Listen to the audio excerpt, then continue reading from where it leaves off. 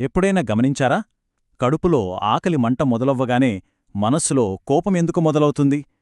చాలా మామూలుగా అనిపించే ఈ విషయం వెనుక ఓ పెద్ద కథే ఉంది.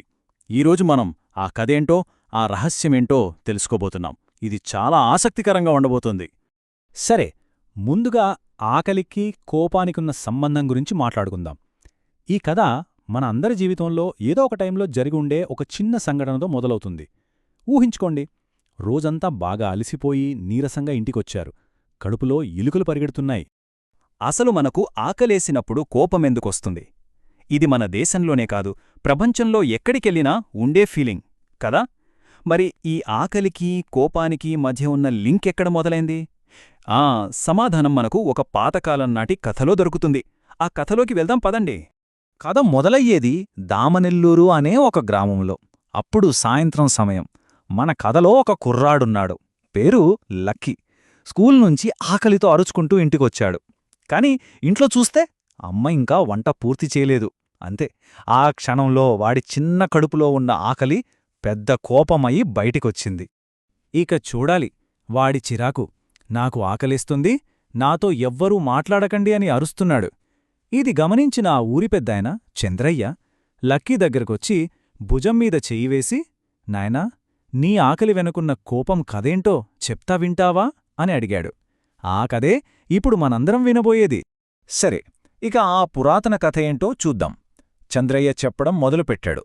ఆయన మాటలతో పాటు మనం కూడా ఆ పాతకాలంలోకి వెళ్ళిపోదాం. అది దేవతలు, ఋషులు నివసించిన కాలం. అప్పట్లో ఆకలి అనేది జస్ట్ ఒక అవసరం అంతే. అంటే శరీరానికి శక్తి కావాలి అని చెప్పే ఒక సిగ్నల్ అంతే తప్ప ఆకలివేస్తే కోపం వచ్చేది గాదు. అంతా బాగానే ఉంది కదా. కాని ఆ ప్రశాంతత ఎక్కువ కాలం నిలవలేదు. ఒకరోజు అడవిలో ఒక చిన్న పొరపాటు జరిగింది. చాలా చిన్న పొరపాటే, కాని దానివల్ల ఒక పెనుమార్పు రాబోతోంది. ఆకలి స్వరూపమే శాశ్వతంగా మారిపోబోతోంది. ఆ శాపం ఏంటి? అడవిలో ఏం జరిగింది? ఆ మార్పుకు కారణమైన ఆ రోజు కథలోకి వెళ్దాం. అడవిలో ఒక గొప్ప ఋషి గాఢమైన తపస్సులో మునిగిపోయున్నాడు. తన చుట్టూ ఒక పవిత్రమైన వాతావరణాన్ని ఏర్పాటు చేసుకున్నాడు. అదే సమయానికి ఆకలితో ప్రాణాలు పోయేలా ఉన్న ఒక జంతువు పాపం బతకాలనే ఆశతో ఆ పవిత్ర స్థలంలో పెట్టిన నైవేద్యాన్ని తినేసింది. అంతే, ఋషి తపస్సు భగ్నమైంది. ఆయన కోపంగా కళ్ళు తెరిచాడు. ఎదురుగా భయంతో వణికిపోతున్న ఆ జంతువు కనిపించింది.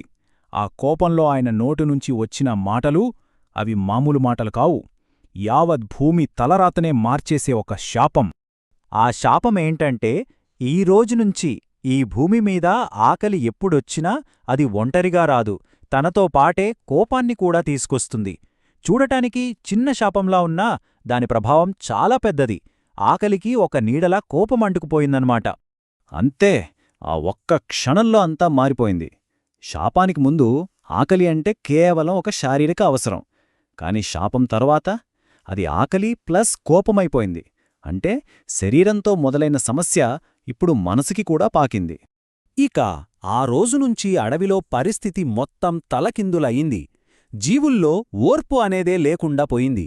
చిన్న చిన్న విషయాలకే ఒకరిమీద ఒకరు అరుచుకోవటం, గొడవపడటం మొదలుపెట్టాయి. ఎప్పుడూ ప్రశాంతంగా ఉండే అడవిలో శాంతి అనేది లేకుండా పోయింది. ఎక్కడ చూసినా గందరగోళమే. సరే, శాపమైతే వచ్చింది.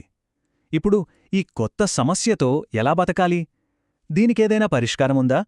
ఆ శాపానికి విరుగుడేంటి అని అడవిలోని జీవులు ఆలోచించడం మొదలుపెట్టాయి. కొన్ని రోజులు గడిచాక వాటికి ఒక విషయం అర్థమైంది. అడవిలోని జీవులు ఒక ప్యాటర్న్ని గమనించాయి. అదేంటంటే, ఆకలితో ఉన్నప్పుడు తీసుకునే నిర్ణయాలు, మాట్లాడే మాటలు ఆ కోపాన్ని తగ్గించడం లేదు, ఇంకా పెంచుతున్నాయి. అసలు సమస్య ఇక్కడే ఉందని గ్రహించాయి. దాంతో అడవిలో ఒక కొత్త రూల్ పెట్టుకున్నారు. చాలా సింపుల్ రూల్. అదేంటంటే, ఎవరైనా కోపంగా చిరాగ్గా కనిపిస్తే ముందు వాళ్లతో వాదించొద్దు, వాళ్లకు తినడానికేమైనా పెట్టండి.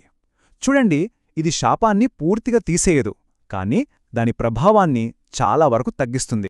ఎందుకంటే వాళ్లొక గొప్ప నిజాన్ని తెలుసుకున్నారు. కోపానికి అసలు కారణం మనసు కాదు, కడుపు. ముందు కడుపు నిండితే మనసు దానంతట అదే శాంతపడుతుంది. శరీరం ఆకలి తీరితే కోపం కూడా తగ్గిపోతుంది. Simple logic. అదన్నమాట కథ. చంద్రయ్య చెప్పిన కథ ఇక్కడితో అయిపోయింది, కాని అసలు విషయం ఇప్పుడే మొదలవుతుంది. ఈ కథ నుంచి మనం నేర్చుకోవాల్సిన నీతి ఏంటి? మన జీవితాలకు ఇది ఎలా ఉపయోగపడుతుంది? ఈ కథ మనకు చాలా సింపుల్గా ఒక విషయాన్ని చెప్తుంది. ఫస్ట్, శరీరం మాట వినాలి, దాన్ని చూసుకోవాలి. ఆ తర్వాతే మనస్సు మాట వినాలి.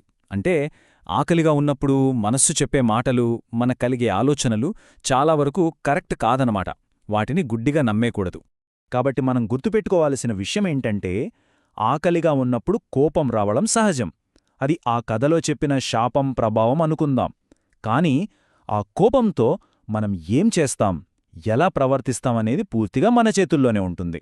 సో అసలు ప్రమాదం ఆకలి కాదు. ఆకలితో ఉన్నప్పుడు మనం తీసుకునే నిర్ణయాలే అసలైన ప్రమాదం.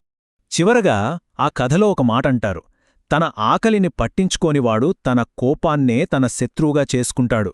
ఎంత నిజం కదా! మన శరీరం చెప్పే చిన్న చిన్న సంకేతాలను మనం పట్టించుకోకపోతే మన కోపమే మనల్ని నాశనం చేస్తుంది. అందుకే నెక్స్ట్ టైం ఎప్పుడైనా చిరాగ్గా, కోపంగా అనిపించినప్పుడు ఒక్క సెకను ఆగి ఆలోచించండి. నాకు నిజంగా కోపమొస్తోందా, లేక కేవలం కడుపులో ఆకలిగా ఉందా?